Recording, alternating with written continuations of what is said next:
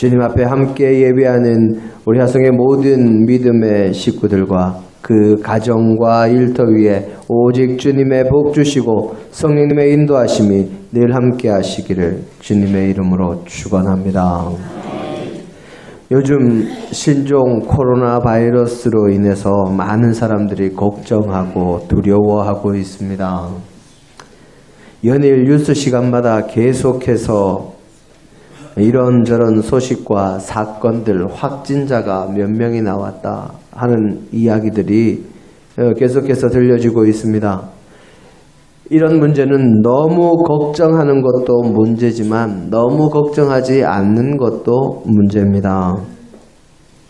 이 바이러스는 사실 우리가 어떻게 할 수가 없습니다.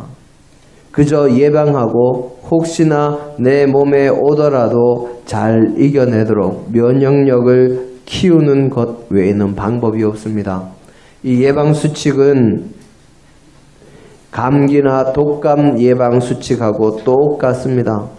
잘 씻고 기침할 때 가리고 하고 사람 많은 곳 가지 말고 이런 것들 잘 지키고 주님께서 나를 도우시사 바이러스에 감염되지 않도록 그리고 감염되더라도 쉽게 떨쳐낼 수 있도록 기도하시고 이 나라와 이 세계에서 이 사태가 속히 진정될 수 있도록 기도하심으로 이 시기를 잘 이겨내는 슬기로운 믿음의 백성들이 되시기를 주님의 이름으로 축원합니다. 저희 가정 이야기라서 조금 조심스럽습니다만은 엊그제 금요일에 제 큰딸아이가 고등학교 졸업식을 했습니다. 졸업식을 하고 왔더니 이 졸업식을 하고 온 언니에게 이제 초등학교 3학년인 둘째가 언니가 학교 졸업했다고 졸업 선물을 준비했다고 조그마한 종이 상자 하나하고 비닐봉투 하나를 이렇게 2개를 내밉니다. 이 종이 상자는 인형 속에 인형이 들어있는 러시아 전통 인형 마트로시카 그 인형처럼 상자를 열면 그 안에 또 상자가 있고 또 열면 상자가 있고 해서 몇 번 여니까 그 안에 손으로 이렇게 그린 꽃다발이 그려져 있습니다. 들어 있습니다. 그리고 비닐봉투는 그 안에 지퍼백을 열어봤더니 이 학용품하고 과자들 주로 이제 초등학생들이 잘 먹는 과자들이 그렇게 몇 개가 들어 있습니다. 참 별것 없는 선물이지만 언니를 향한 마음이 느껴지는 선물이었습니다. 그런데 그 선물을 받기에는 우리 첫째가 너무 훌쩍 커버려서 큰딸이 과자 하나 이렇게 봉지에서 빼고 그리고 마음만 이거 하고 마음만 받을게 하고 나머지는 이렇게 돌려줬습니다. 둘째가 언니에게 줄 선물을 준비함으로 인해서 본인도 기뻤을 겁니다. 그리고 언니가 선물을 받고 그 마음에 이 좋아하는 모습을 보면서 이 둘째도 기쁘고 큰딸도 그 둘 동생의 마음을 보면서 기뻤을 겁니다. 제가 집에서 요리하는 사람의 마음도 한번 생각을 해봅니다. 가족을 생각하면서 이런저런 음식을 준비하고 함께 맛있게 먹을 생각에 기분 좋게 이 음식을 준비할 겁니다. 그리고 가족들에게 음식을 내어놓을 때 그 음식이 입맛에 맞아서 맛있게 먹기를 바라고 또 맛난 음식을 먹고 기분 좋아지기를 바라고 여러 가지를 골고루 먹어서 건강하기를 바라는 마음으로 이 음식들을 준비할 것입니다. 그때 가족들이 음식을 보고 기뻐하고 좋아하고 음식을 먹으면서도 연신 맛있다고 칭찬하면 참 행복하겠죠. 그런데 가족들이 음식을 준비한 사람이 음식을 차려놓는 것을 보면서도 그리고 그 음식을 먹으면서도 음식을 다 먹고 나서도 아무런 표현도 없고 심지어 이 반찬 보면서 반찬이 이게 뭐냐 하고 반찬 투정에 특히 주로 이런 이야기 많이 하죠. 야, 여기는 축구장이네. 고기가 없다는 이야기입니다. 이 반찬 투정에 맛있다, 맛없다, 또 안 먹겠다 이러면 이 마음이 상하고 아플 겁니다. 그리고 또 그 반대의 입장도 한번 생각해 봅니다.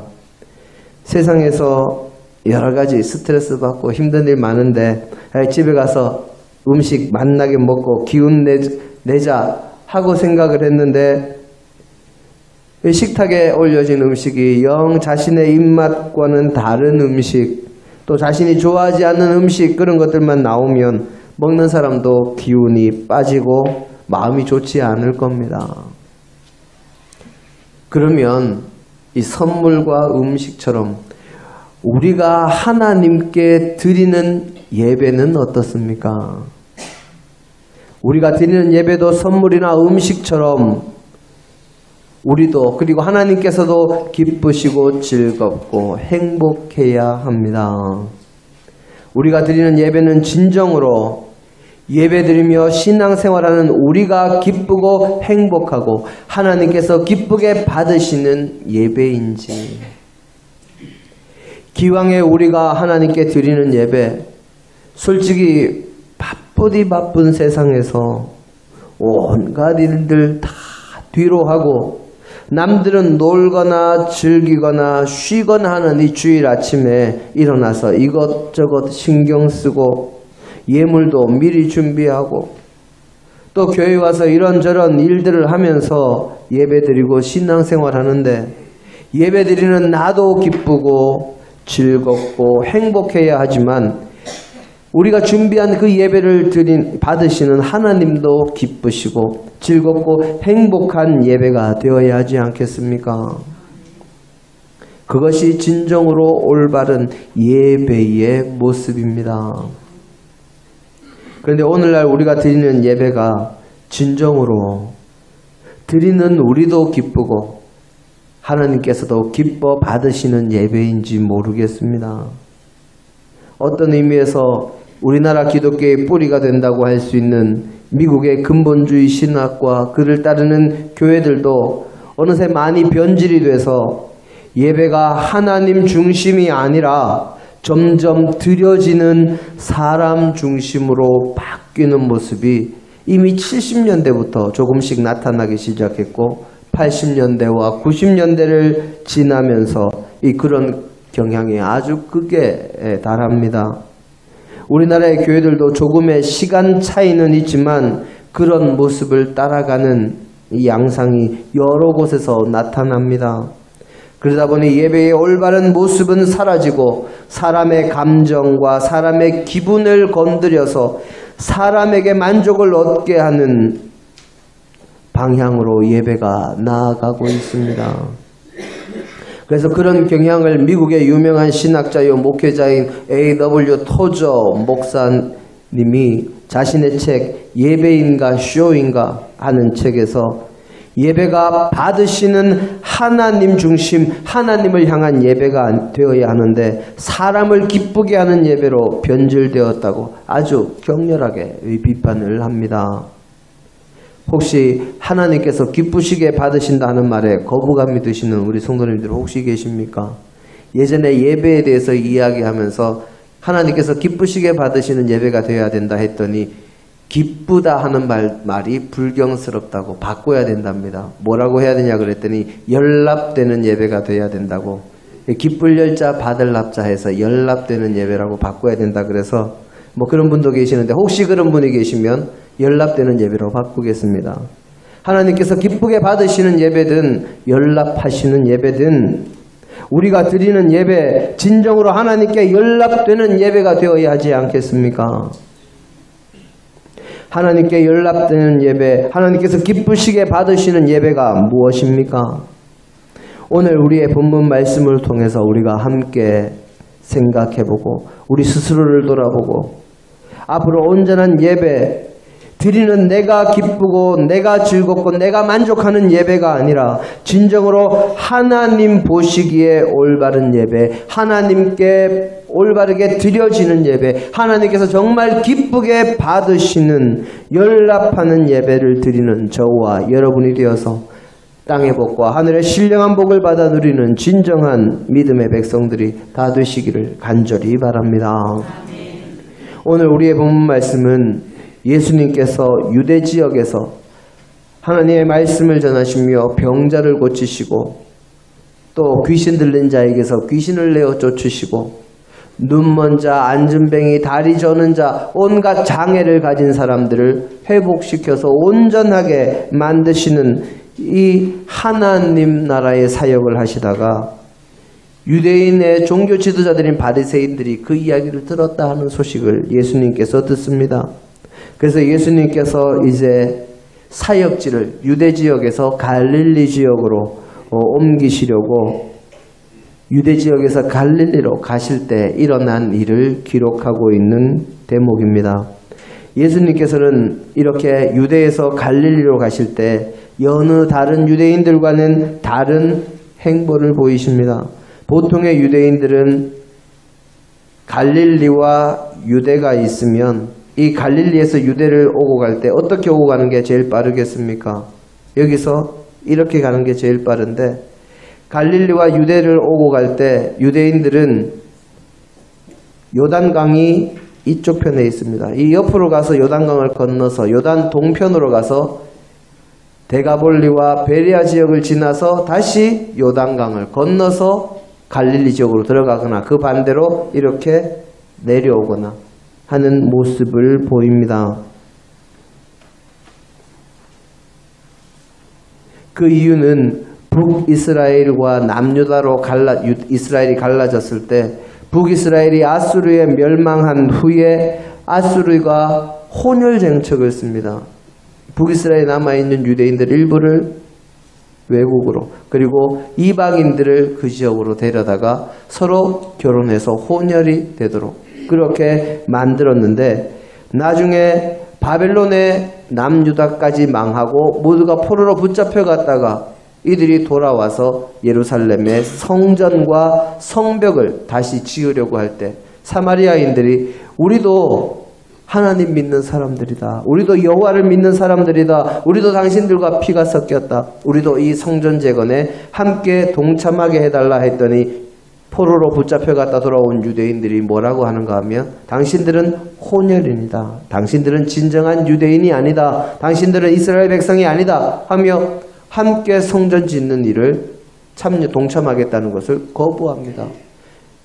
거기에 사마리아 사람들이 마음이 상해서 유대인들이 예루살렘 성전을 재건하는 것 그리고 성벽을 재건하는 일에 방해를 하기 시작합니다.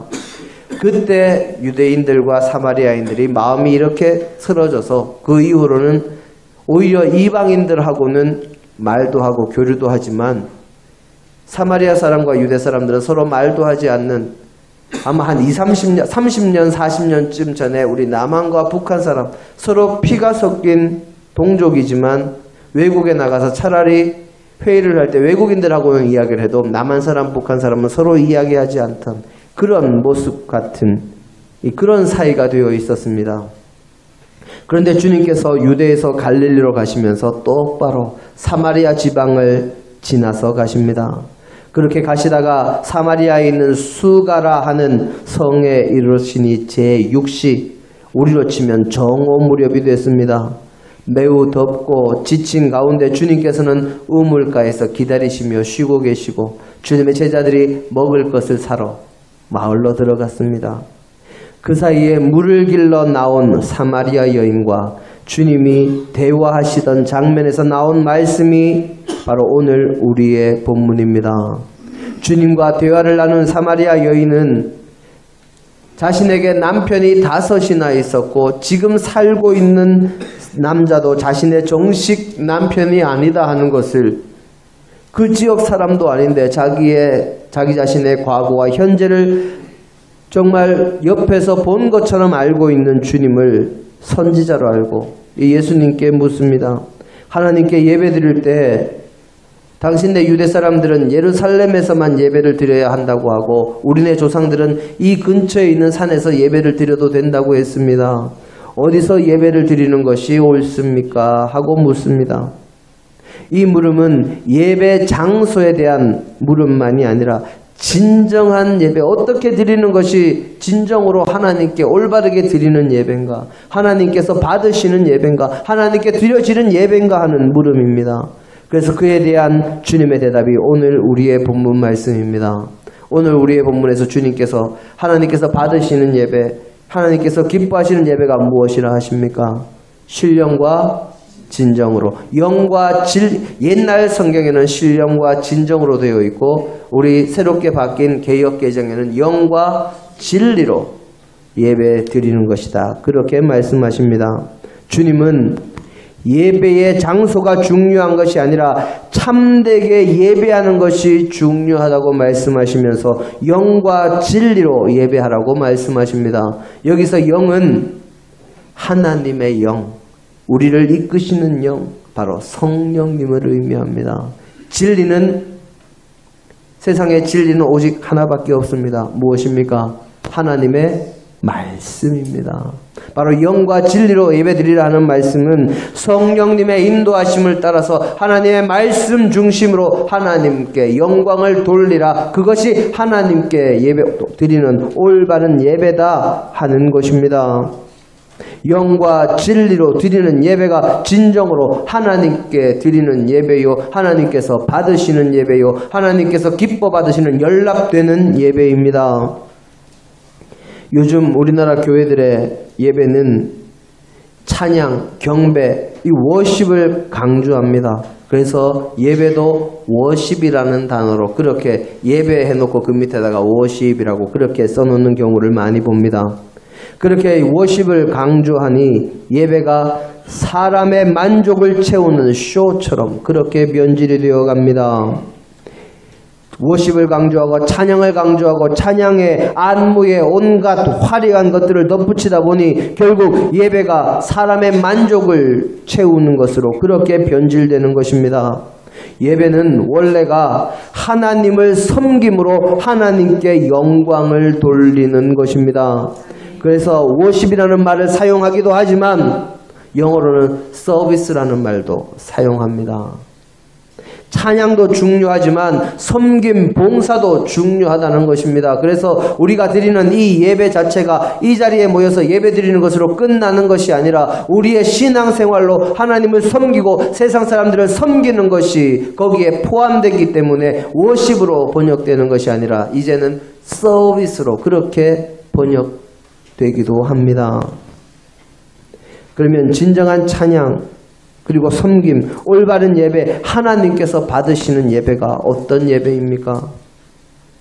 오늘날 우리의 예배의 원형을 많은 사람들이 성경에서 찾아야 한다고 합니다. 그러면 성경에서부터 어디에서 찾아야 되겠습니까? 가장 먼저인 구약에서 찾아야 될 것이고, 그러면 구약의 오늘 우리의 예배의 원형은 구약 시대의 제사라고 많이들 이야기를 합니다.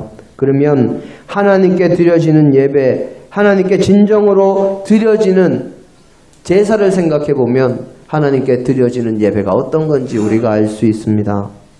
그러면 구약 시대의 제사의 가장 원형을 찾아보려면 어디를 봐야 되겠습니까? 제일 먼저 하나님께 제사 드렸던, 제일 먼저 드린 제사를 찾아보면 됩니다. 제일 먼저 드려진 제사가 언제 드려진 제사입니까? 다들 알고 계시는데 겸손하셔서 말씀만 하시죠. 누가 드린 제사입니까? 카인과 아벨. 이 두 사람이 드린 제사가 성경에 나오는 제일 먼저 드려진 제사입니다. 가인과 아벨의 제사에서 가인과 그가 드린 예배는 하나님께서 기뻐하지 않으시고 받지 않으셨고, 아벨의 제사는 하나님께서 기뻐 받으셨다, 연락하셨다 하는 것을 우리는 모두가 잘 알고 있습니다. 그러면 가인이 드린 제사는 왜 하나님께 받아들여지지 않고 하나님께서 그것을 기뻐하시지 않으셨을까요? 왜 하나님께서 그것을 연락하지 않으셨습니까? 하나님께서 가인의 제사를 기쁘게 받으시지 않은 이유, 가인의 제사가 하나님께 연락되지 않은 이유에 대해서 많은 신학자들이 자신들의 책에서, 많은 목회자들이 설교에서 많이들 설명을 합니다. 아마 우리 하성교회 성도님들도 이런 이야기들을 다들 들어서 잘 알고 계시리라고 생각을 합니다. 이제까지 가인의 제사가 하나님께 연락되지 못한 이유가 무엇이라고 설명을 들으셨습니까? 예, 역시나 겸손하셔서 잘 아시지만 말씀하시지 않습니다. 우선 첫째로 이야기하는 것이 가인이 믿음이 없어서 하나님께서 그 예배를 기뻐받지 않으셨다 하고 그렇게 이야기를 합니다. 왜 그렇게 설명했는가? 어디서 출발했는가는 히브리서 11장 4절에 기록이 되어 있습니다. 우리 히브리서 11장 4절 말씀 함께 보겠습니다.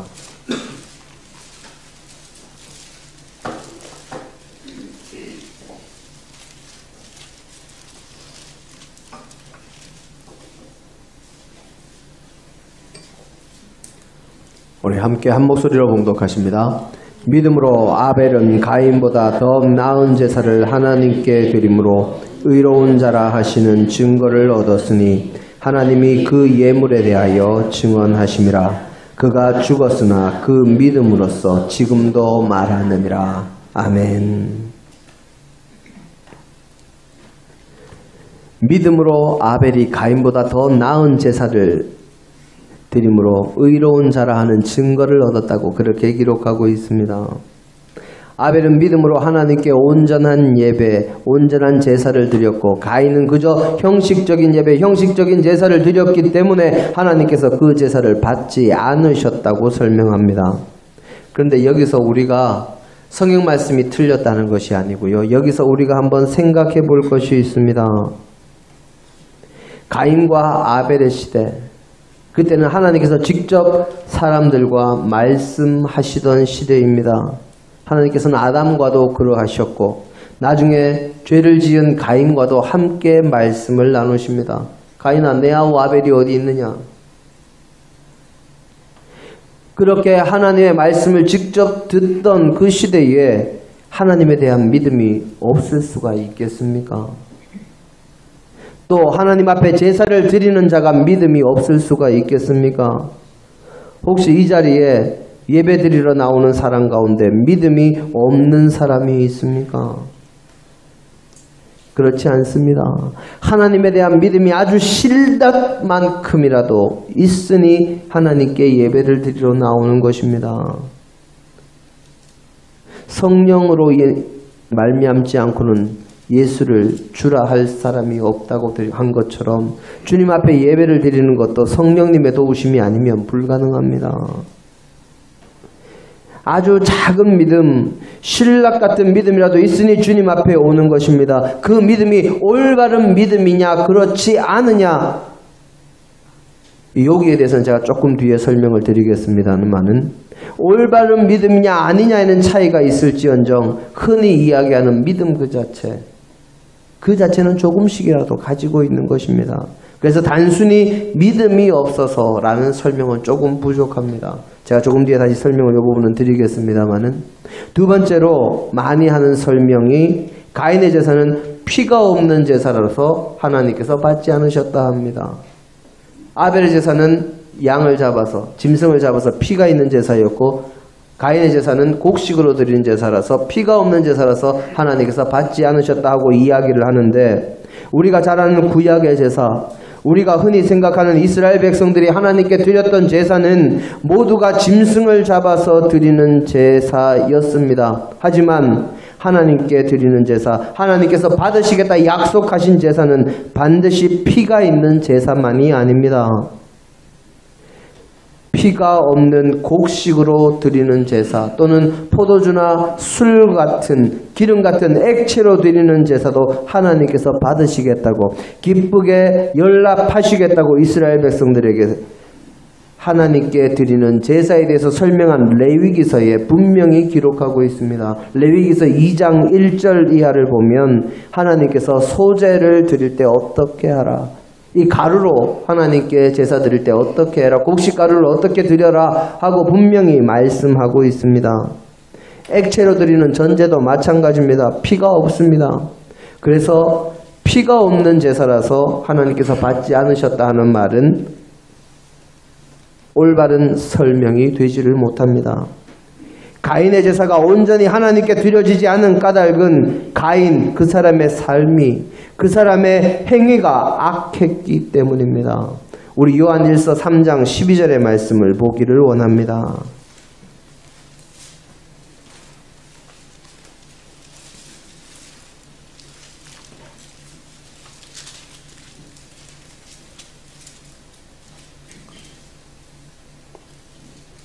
함께 봉독하십니다. 가인같이 하지 말라. 그는 악한 자에게 속하여 그 아우를 죽였으니 어떤 이유로 죽였느냐? 자기의 행위는 악하고 그의 아우의 행위는 의로움이라. 아멘. 무엇이라고 되어 있습니까? 가인의 행위가 악했기 때문이다 하고 기록을 합니다. 이 말씀을 영어 성경인 RSV 이 성경으로 보면 뜻이 더 분명해집니다. 가인이 악한 자들 중에 하나가 되어 있었기 때문에 하나님께서 그 제사를 받지 않으셨고 그가 그 형제를 죽였다 하고 기록하고 있습니다. 가인이 이미 악한 사람 중에 하나가 되었기에 이미 악한 존재가 되어서 그의 형제를 죽인 것입니다. 그래서 하나님께서 제사드리러 주님 앞에 나왔지만 그의 행위가 악하기에 그의 제사와 그를 받지 않으셨다 성경은 기록합니다. 성경을 한번 자세히 읽어보시기 바랍니다. 하나님께서 가인의 예배만 받지 않으신 것이 아니라 가인과 그의 예배를, 그의 제사를 받지 않으셨다고 되어 있습니다. 그의 행위가, 그의 삶이 악해서 하나님께서는 그의 제사, 그가 드리는 제사 예배를 받지 않으신 것입니다. 그러면 우리는 어떻게 예배해야 할까요? 우리 로마서 12장 1절 말씀 함께 보겠습니다.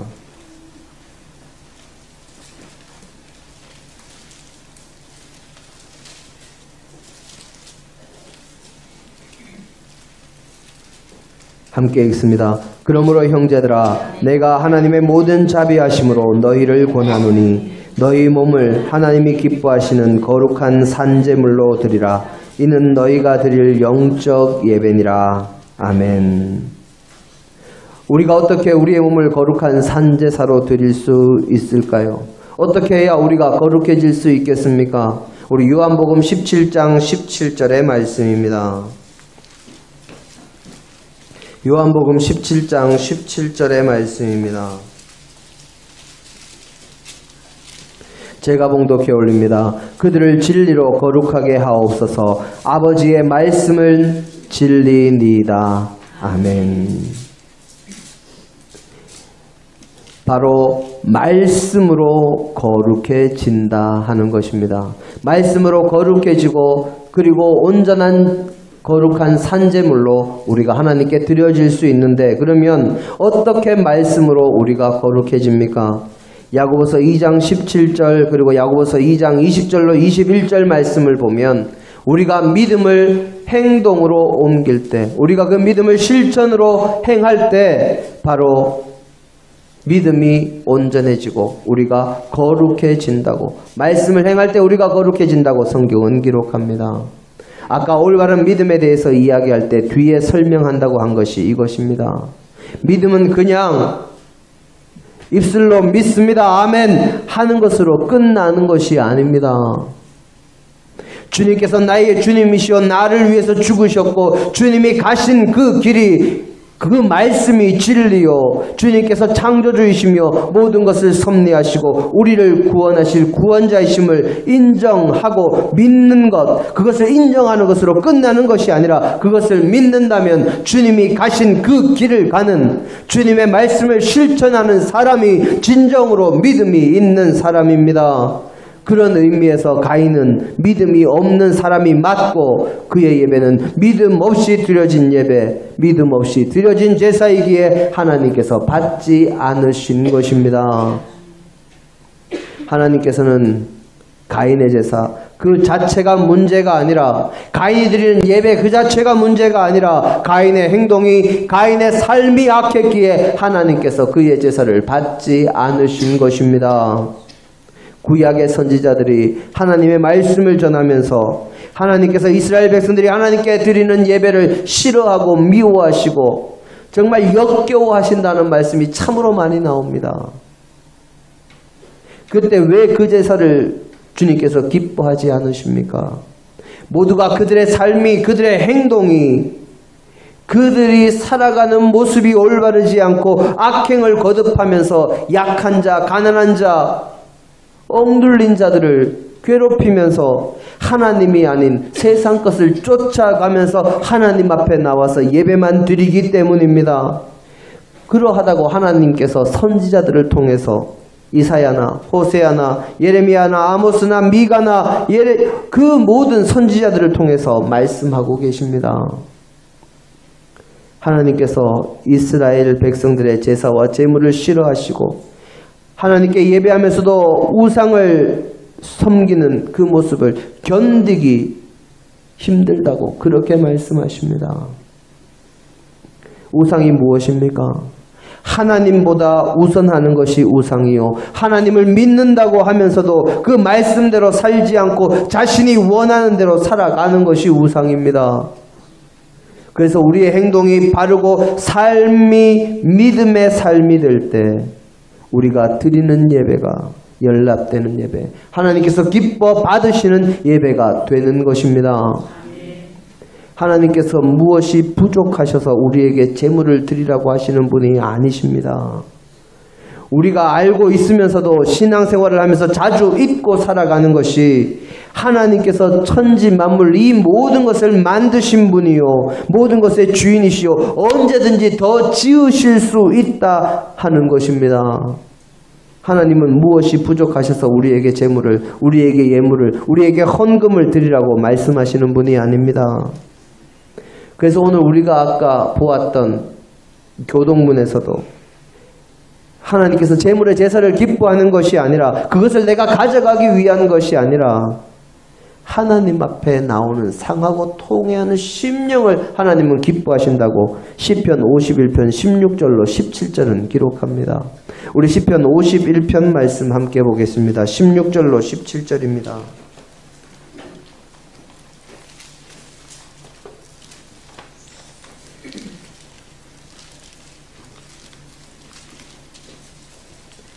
시편 51편 16절로 17절 제가 봉독해 올립니다. 주께서는 제사를 기뻐하지 아니하시나니 그렇지 아니하면 내가 드렸을 것이라. 주는 번제를 기뻐하지 아니하시나이다. 하나님께서 구하시는 제사는 상한 심령이라. 하나님이여 상하고 통회하는 마음을 주께서 멸시하지 아니하시리이다. 아멘. 하나님께서는 제물로 드리는 제사를 기뻐하시는 것이 아니라 상한 심령이 통회하는 마음으로 주님 앞에 나와 회개하는 것을 기뻐하시는 분입니다. 상한 심령, 통회하는 마음, 이것은 죄의 길에서 악을 행하다가 그 악한 삶에서 돌아서서 회개하고 바른 길, 옳은 길, 주님께서 기뻐하시는 길로 나아가는 마음을, 그것을 하나님께서는 기뻐하신다는 말씀입니다. 그렇게 선을 행할 때 시편 51편 18절과 19절입니다. 주의 은택으로 시온의 선을 행하시고 예루살렘 성을 쌓으소서. 그때에 주께서 의로운 제사와 번제와 온전한 번제를 기뻐하시리니 그때에 그들이 숫소를 주의 제단에 드리리이다. 아멘. 우리의 삶이 먼저 올바르게 하나님 앞에 설 때 하나님께 우리의 삶을, 우리의 행동을, 우리의 모든 삶을 온전히 하나님께 예물로 드릴 때 그 뒤에 우리가 하나님 앞에 모여서 드리는 이 예배, 그리고 하나님께 드리는 예물, 헌금을 기뻐 받으신다 하는 것입니다. 그러면 어떻게 우리의 믿음의 행동으로 하나님께서 기쁘게 받으실 연락되는 올바른 예배를 드릴 수 있습니까? 예배의 핵심은 하나님께 영광 돌리는 것입니다. 마태복음 5장 16절은 우리가 하나님께 어떻게 영광을 돌릴 수 있는지 잘 기록되어 있습니다. 우리 마태복음 5장 16절 다들 외우시겠지만 한 번 더 찾아서 읽어보겠습니다. 신약성경 5페이지입니다.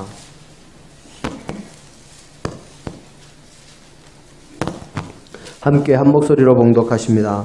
이같이 너희 빛이 사람 앞에 비치게 하여 그들로 너희 착한 행실을 보고 하늘에 계신 너희 아버지께 영광을 돌리게 하라. 아멘. 우리가 찬양으로 하나님께 영광을 돌리는 것도 중요하지만 진정으로 하나님께 영광을 돌리는 것은 우리의 삶, 우리의 행동으로 하나님께 영광을 돌리는 것입니다. 그래서 제사 예배는 찬양으로 영광을 돌리는 워십도 중요하지만 우리의 삶과 행동에서 나오는 섬김, 서비스가 더욱 중요합니다. 우리의 삶이 믿음을 실천하는 삶, 하나님의 말씀을 실천하는 삶이 될 때 우리가 거룩한 산제사를 우리의 몸으로 하나님께 드릴 수 있는 것입니다. 그래서 예배를 워십만이 아니라 서비스라고 그렇게 표현하는 것입니다.